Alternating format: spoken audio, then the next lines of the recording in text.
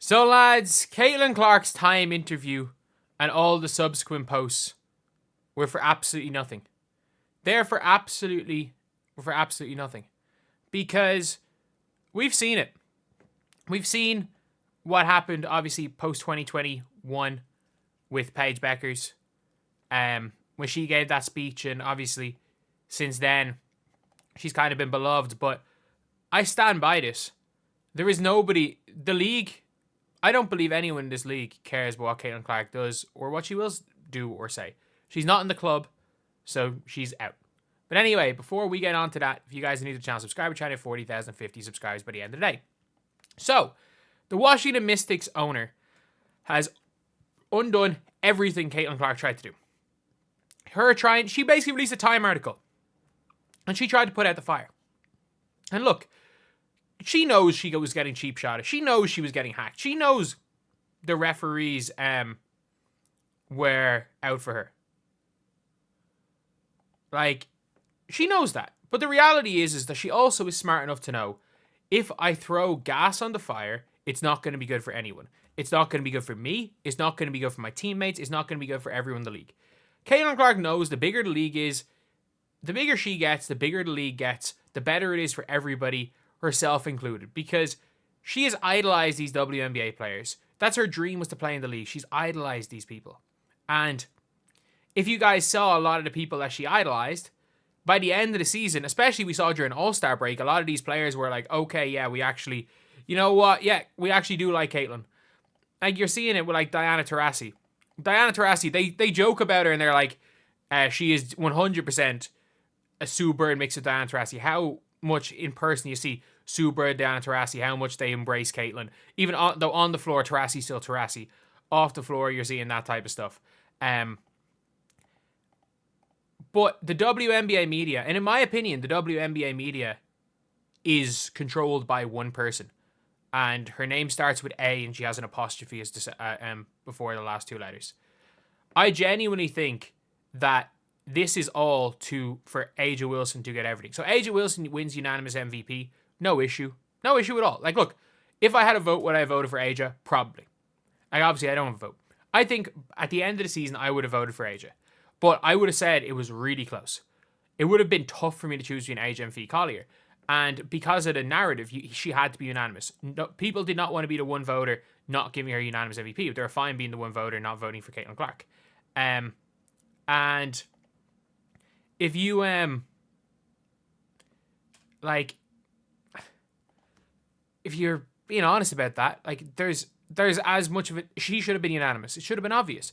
But then you've got, no one has an issue with that. But when Caitlin Clark gets Time Magazine Person of the Year, it's like, oh, you know, it's unfair for other people to get their feelings hurt. Like, this is a billionaire, co-owner of the Wizards, saying this. A damn billionaire saying, you know, oh, it's, like, you have to be, you have to be in some way ruthless to be as successful, to be as rich as she is. And in sports, it's as much of a meritocracy as anything. If you pay someone a bad contract, your team's screwed. Your team is absolutely screwed. But there is, now, all of a sudden, it's like, oh, you know, Caitlin Clark, they're now doubling. Like, you have literally an owner coming out and saying Caitlin Clark is only popular because of the color of her skin. And not her skill. Not the fact she's shooting from 30. I'll say it, like, surely the WNBPA are going to have to release a statement on that because, I mean, that is incredibly, like, if it was that to anyone else, it would be a huge issue. Oh, wait. The unofficial, Queen Bee of the WNBA, A'ja Wilson, said that before the season started. And nobody batted an eye. People agree with her. Heck, A'ja Wilson, I'm going to make an entire video on this. A'ja Wilson allowed the mob go at Caitlin Clark with the Nike deal. Like, she is, I think it's all starts and ends with A'ja Wilson. Like, if A'ja Wilson had embraced Caitlin Clark instead of trying to act like a freaking high school, I'm Queen Bee and you're looking to take over, so I'm going to tear you down as a person. I'm going to make sure nobody else likes you. Like, if A'ja Wilson didn't go out with that attitude, things would obviously change. But the reality of the situation is that the old WNBA, they're not going to change. Caitlin Clark's not in the club. And I mean this when I say this. Caitlin Clark's a good person. I mean this when I say this. Caitlin Clark wants to uplift the league. And that is people of every single race. Caitlin Clark's basketball heroes. And people were like, oh, Caitlin Clark's being forced to like promote a lot of the black players that helped the league. These were Caitlin Clark's heroes. I'm going to be honest here. They were. So obviously, if Caitlin Clark feels like she is getting kind of hype and she has the ability to make the league better for people that she was huge fans of, like, she idolized UConn. You're acting like she wouldn't have been a huge UConn fan in the days, obviously with Maya Moore. She wouldn't have been a huge UConn fan in the days of like Fee Collier when she was there, when like Gabby Williams and those players were there. You're acting like she wasn't that huge WNBA fan of Augustus, a fan of Sylvia Fowles. Like, she was, like, these were the people she would be a fan of. And there are bad actors using her name to go at a lot of people in a lot of situations purely because of the color of their skin and nothing else. So obviously you do want to speak up about that because you want to do whatever you can to stop it.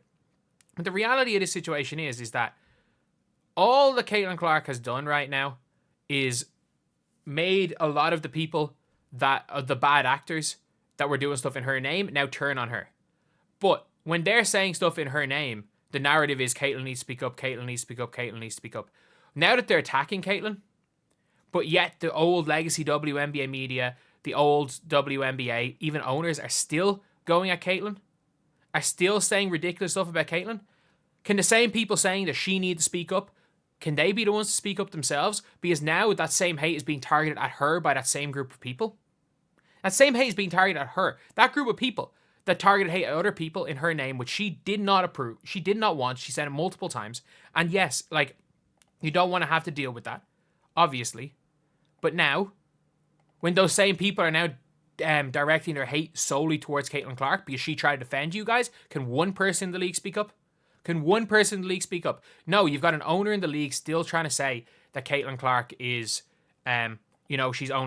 she's not really a basketball player. She's not really there for a basketball. She's just there because of the color of her skin. It's like, then why was this hype not there for Stewie? Why was this hype not there for Elena Delle Donne? Why was this hype not there for Sabrina Ionescu? Yeah, there was a bit of hype for Sabrina. Why did the hype die for Kelsey Plum like halfway through her rookie year? Like, that's the reality of the situation. And the reason is that if Caitlin Clark went to UConn, she is the start of what we're going to be seeing now. She is the start of fans being like, you know what, maybe these players shouldn't all just go to UConn and South Carolina and play for Mulkey. In fairness, this year Mulkey doesn't have the bigs that she used to have, so their guards have a bit more freedom, as we've seen with Williams and Flaugier stepping up big time. But when they had Angel Reese there, and they had the multiple bigs, there was nothing really that they were getting. Like, the guards weren't really doing much. Van Lith really struggled. And heck, Flaugier wasn't nearly as good last year either. But no matter what Caitlin Clark says and does, it won't be enough. It won't stop any of the stuff. Caitlin Clark cannot stop online trolls. The only thing Caitlin Clark can do is turn those online trolls against her. And I think that every single person knows about that. And I think Caitlin Clark will continue to do everything in her power to try stop hate towards anyone, because it's obvious she doesn't stand for that. She never has. And she's just, in general, a good person. But a lot of the situations, all she has now done with that interview is allowed the people that already disliked Caitlin and had an issue with Caitlin, giving them like leverage, giving them a reason to keep going, and it has restarted the narrative of Caitlin Clark is only famous is only popular because of the color of her skin. And I think the ironic thing is that in her trying to calm everything down, she's just restarted this whole crap again. And not only that, she's restarted the whole crap with twice the amount of vitriol being directed directly towards her. But unlike in a lot of situations, there's no scapegoat now. There's no scapegoat, blame it all on Caitlin. Because, I mean, it's going at her now, and the WNBA don't care. Activist League, my fucking ass. They're not going to come out to try to defend Caitlin. They're not going to come out to try to defend their most popular player. Because that's never been the goal, and I've said it from the start. The goal for these people was not to promote the league. The goal from these people, ironically, was not to promote people of colour in the league. They didn't care about any of that. Most of these people don't care about any of that. They want to burn down the league as long as she's not the face. As I've said, they will burn down the league as long as Aja Wilson is on top of the ashes. And that is the media. That is Aja, who I think is doing the same thing. That is the goal. That is genuinely the goal of these things, of these people. Because I don't think they're trying to promote anybody. If they were trying to promote people, what they would be doing is, the WNBA, is they would be doing everything in their social media power to retweet everything, to hype everything up. The league, the players, like, they should have made a bigger deal about Enrique's All-Star performance. They just didn't. Because you know what happened? Immediately after that, after Enrique's All-Star performance, there were more stories about Caitlin Clark bad. Like, right after Enrique's All-Star performance was Cheryl Swoop saying that Katie Lou Samuelson was equally as important as Caitlin Clark. Because it's never been about growing the league. It's never been about active, like, in general, I'm not sure about that, but this specific situation has never been about, oh, we're an activist league. If the Dejanay Carrington, Christine Breanna situation happens and any other player is involved in that situation other than Caitlin Clark got poked in the eye. The referees gave a no call. It was a flagrant one, not flagrant two. You can't give an ejection, but swiped at her face, got caught in the eye. It's a flagrant one foul, and the referees gave a no call and just played on.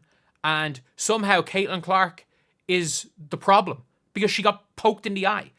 Intentional or accidental, it doesn't really matter. She literally, all she did was get poked in the eye. All she did was get poked in the eye, and it was an issue. It was an issue where she's getting part of the blame for that. She's coming out, she's saying, oh, it wasn't intentional. And they're like, oh, it's not enough. It's never going to be enough for these people because the goal is not to get Caitlin Clark on their side. The goal is not to have Caitlin Clark try to promote players, try to promote the league, try to promote people of colour, because Caitlin Clark has done that every day since she's been in the WNBA. She has directly done that. It's never been about that. The goal of these people has always been to break Caitlin Clark. And for me anyway, she said what she said in that interview. I think anyone that wants to accuse, I think she fully believed what she said. I don't think she was forced to say anything. Anyone who believes that Caitlin Clark is any of the stuff she's been accused of, you can always point back to what she said in this article. But if I was her, I would not say a single thing that isn't basketball, because no matter how positive it is, it can and will be used against her. And unfortunately, unlike a lot of other players in the league itself, the Players Association, the other players in the league, they won't support her. When something's going against her, I think her teammates might. I think her friends in the league might. I think there are individuals in the league that will be doing it, but I think it's going to be behind closed doors, because publicly supporting Caitlin Clark, you probably kick yourself out of the club.